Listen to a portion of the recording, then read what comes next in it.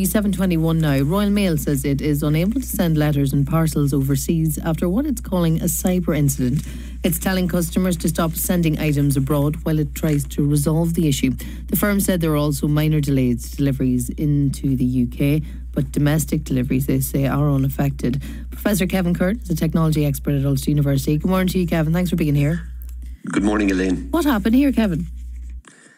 We don't know yet. There is very little details, but we do know that the Royal Mail has contacted the National Cybersecurity Centre and the Information Commissioner's Office. And these are bodies you usually call if there's a cyber attack, because you have to perform, obviously, the ICO of any potential data theft. But there is speculation that it's a ransomware attack, and that's where files are encrypted. And then you have to pay a ransom to get your files back because all the computers are shut down at the moment. And of course, people are speculating because yesterday in the United States, the Federal Aviation Administration had to ground all the planes because of a glitch in its computer systems. And people thought that that was a targeted attack. But it seems that it was a corrupted database file was the reason behind the entire network of planes in the United States being brought down. Just simply a computer system corrupted. So therefore, we don't know yet. But if it is a ransomware attack, then it is a gang that are trying to get money from the Royal Mail, of course.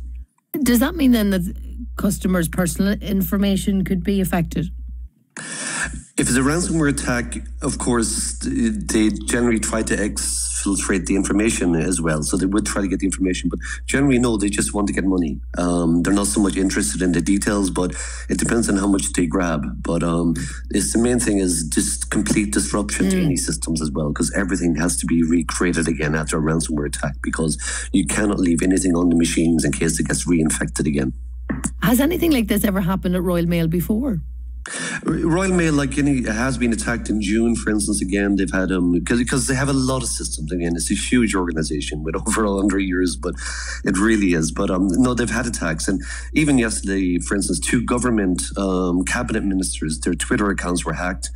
The Guardian newspaper was also hit with a ransomware attack, and some schools were hit as well. But in some ways, this is becoming par for the course now, because ransomware it's easy for the criminals just to fire off all these emails to people and try to get infected. But of course, cyber incidents are increasing because everything is going online.